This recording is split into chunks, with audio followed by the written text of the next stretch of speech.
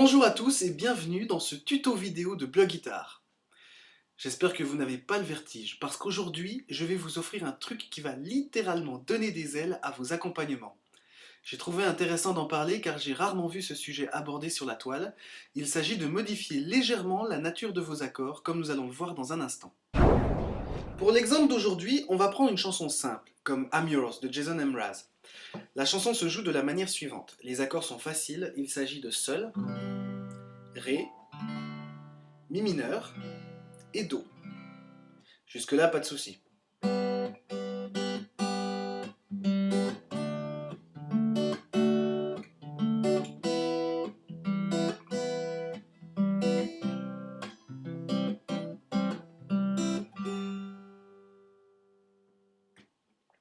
Maintenant, il faut bien le reconnaître, c'est un peu répétitif. Alors pour éviter de s'ennuyer en jouant toujours les mêmes accords, on va les transformer en ce qu'on appelle des accords suspendus. Qu'est-ce que c'est qu'un accord suspendu? Rassurez-vous, il ne s'agit pas de suspendre votre pauvre guitare par ses cordes pour ça. Ce n'est pas non plus un accord barbare qui nécessite des doigts longs de 20 cm. Non, c'est beaucoup plus trivial que ça. Démonstration.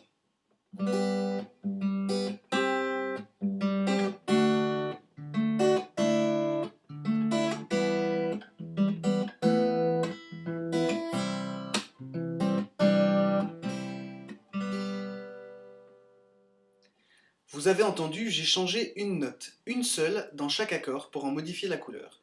Eh bien, un accord suspendu, c'est ça. C'est un accord, normal, simple, auquel on a changé une seule note, mais pas n'importe laquelle. Un accord de base, c'est en fait trois notes, qui ont chacune leur importance. La première, appelée la tonique, donne le nom de l'accord. Par exemple, un accord de Sol. Il y a une tonique de Sol, et dans un accord de La, une tonique de La, etc. etc. La deuxième note qu'on joue, c'est la tierce, appelée comme ça parce que c'est la troisième note depuis la tonique. 1, 2, 3, la tierce de Sol. Elle définit si l'accord est majeur ou mineur. La troisième note se nomme la quinte. C'est justement la tierce qu'on va s'amuser à changer. Selon les cas, on va la remplacer par la note qui se trouve juste avant ou juste après, c'est-à-dire par la seconde ou la quarte.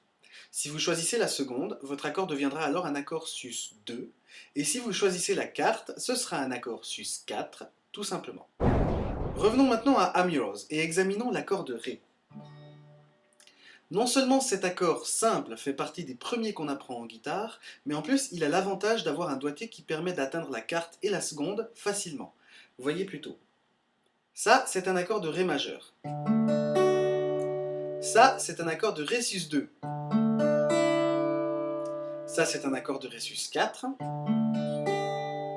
Et afin de bien vous faire comprendre le principe de la tierce majeure ou mineure, voici un accord de Ré mineur. Je peux m'amuser maintenant à mélanger ces quatre accords et vous allez voir que les accords suspendus méritent bien leur nom.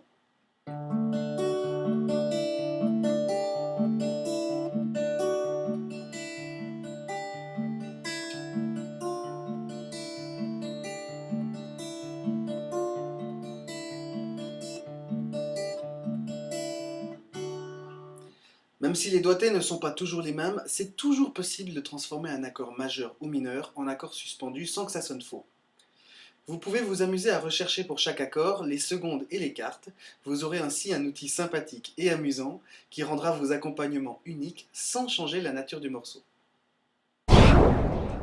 C'est tout pour les accords suspendus. Je vous remercie chaleureusement d'avoir suivi ce premier tuto vidéo sur Blog Guitare. J'espère qu'il vous a plu. Si vous avez des remarques ou des critiques à émettre, lâchez-vous dans les commentaires en bas de cet article. Je vous encourage à revenir régulièrement sur Blog Guitare pour de nouveaux sujets, des nouveaux tutos, parlez-en à vos amis qui souhaitent aussi faire de la guitare. Tenez-vous au courant, n'hésitez pas à vous abonner au flux RSS en cliquant sur l'image en haut à droite de cette page. Quant à moi, j'espère vous revoir vite et nombreux. Merci et à très bientôt sur Blog Guitare.